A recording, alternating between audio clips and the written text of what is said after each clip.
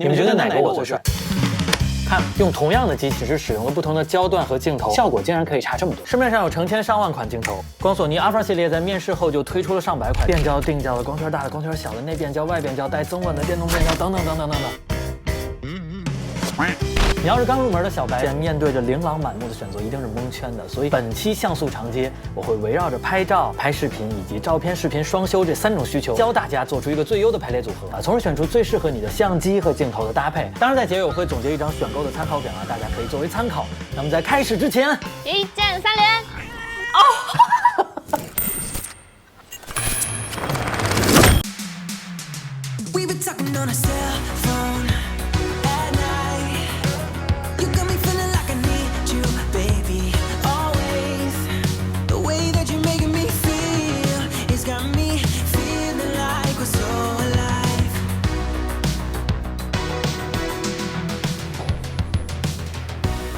刚刚你们看到的片子是我们拿着1625和2450这2颗全新的焦段在釜山拍摄的。那这2颗奇怪的焦段使用场景到底在哪儿？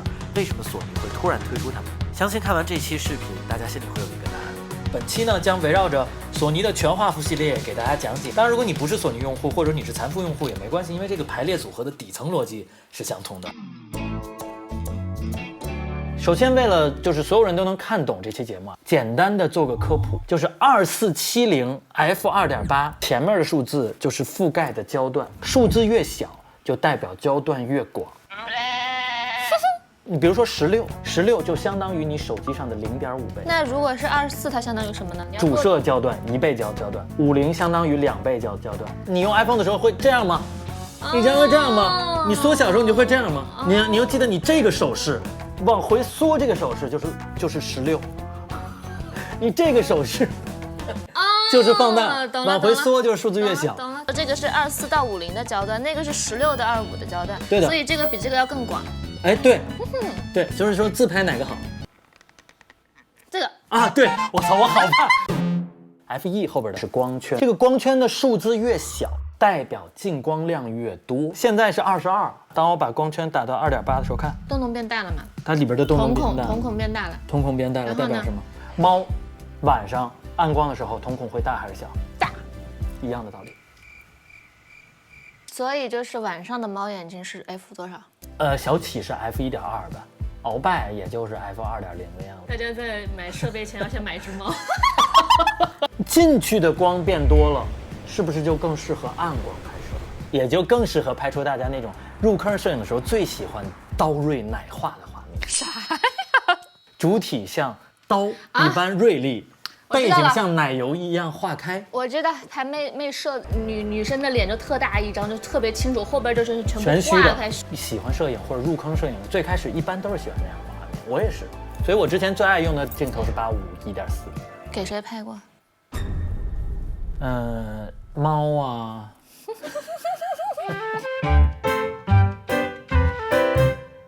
第一个需求，照片、视频双修。明老师这个算命的时候啊，他会找那种佛道双修的师傅啊，满足你的所有需求。就是什么都想要。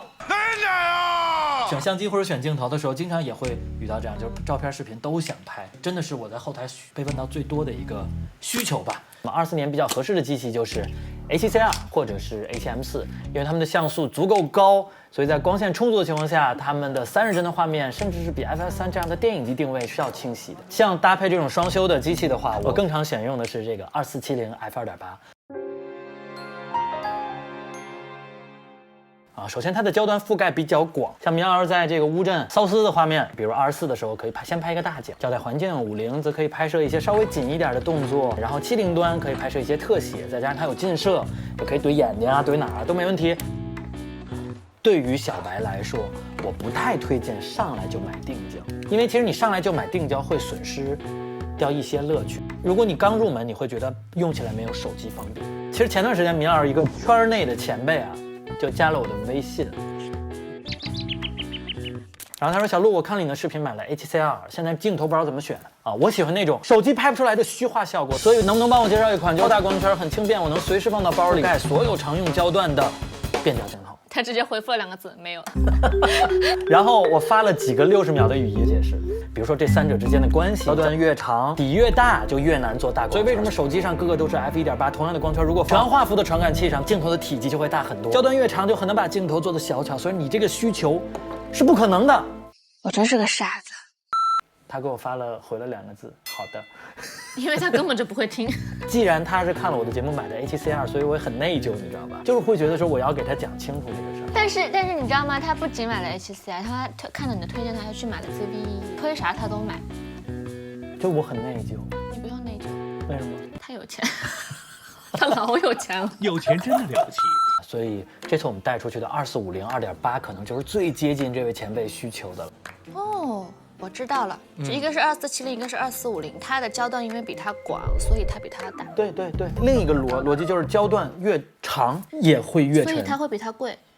也要贵。同时它保留了2.8的大光圈，而且你看它比2470 2.8轻多少？这一次在那个挪威你都是拿这个，我要带这么一个，对啊，我要带这个你肯定不愿意拿。很不错，我一会儿就给你们看我拍的贼屌。我录到了他在海里叼的那一下。我真右走斜的，你自己一点镜头感都没有啊，特好这个角度，然后再来一个回头，然后搓手来，新晋中年女法师。这次在釜山足够了，但是如果我们去大理，包括这一次在挪威2450拍视频，确实不够。那50端确实不够耍啊，所以其实搭配 M4 或者 C2 这2款机器的时候，我设定了一个快捷键，我就一直在30P 跟60P 之间切换。这款机器拍60帧的时候，它就必须要裁切，一下我的50就会变成75，也算是勉强充数了一个焦段。如果是搭配 ZV-E1，你再裁1000多万像素再裁没法用了。但是拍视频我不会首选这款镜头出去。无论是2450和2470这2个镜头的广角都不够广。想自拍或者在小空间就会很尴尬啊，所以其实这是为什么这一次我会带这颗镜头1625 f2.8，是为了补齐焦段。这是16端自拍的时候，其实可以把人拍得很小，不，就可以把脸拍得很小。在广角端差1毫米能差得特别多，或者说拍星空延时的时候什么的，可能会晚上的时候会有用这种超广角。在我看来的话，为了补齐焦段的话，这颗镜头就足够了。它比1635 f2.8要轻很多，但是它自拍就很合适。400多克都很轻，所以配上很轻的机身，像ZV-E1或者是 C72这种，你都可以这么拿着，然后说个1分多钟话，然后也不会有太大问题。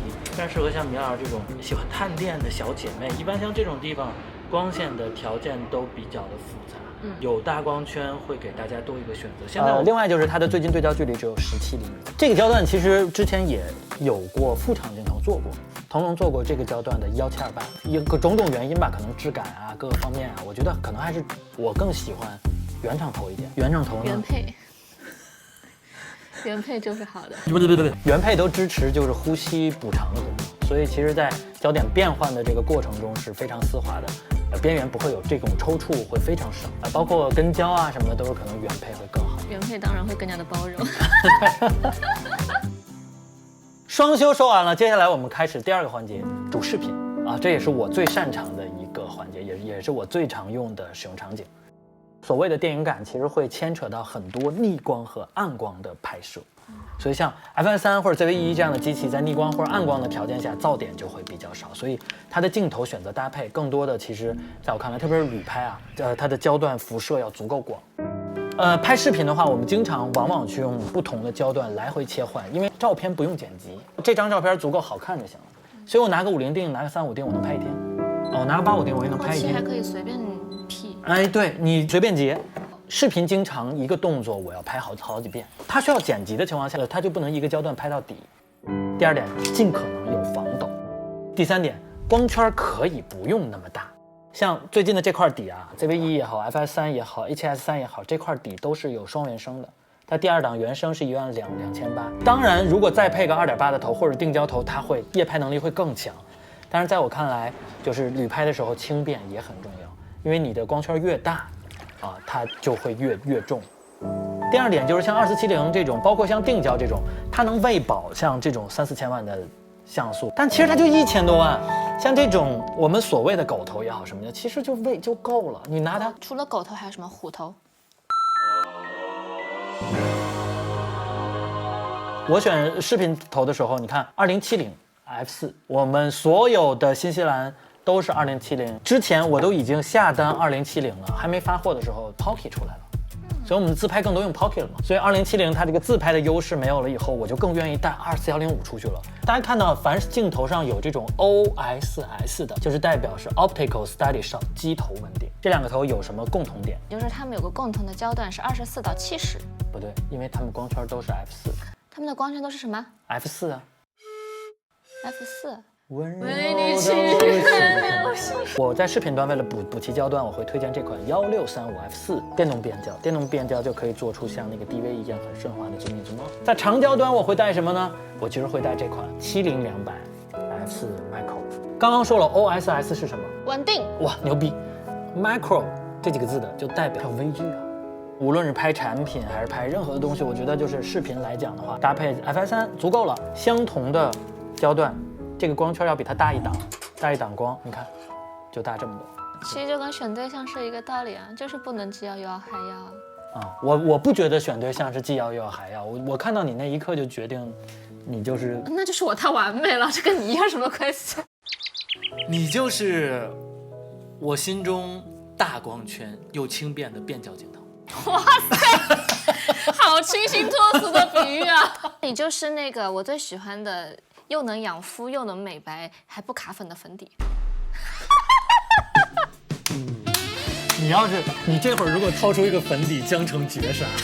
小鹿，你这个就不专业了吧？你电影头都是定焦啊，哪有说电影用变焦拍的呀什么的，对不对？对，确实您说的没问题。我从头到尾都没有说拍视频是变焦的画质更好，我只是说，当你单兵作战在外边旅拍的时候，带一个变焦头会更方便。如果你有一个摄助，天天在屁股后边跟着你，用啥都行，你带多个定焦出去，没有任何问题。好了，刚刚说完了主视频你的机器跟镜头的搭配，最后就是主拍照片啊。以下将是适合你的机型，比如像 A7、R4啊、A7R5啊，包括我现在手上这台 A7CR 啊，其实都是比较适合的，因为它们有着超高的像素。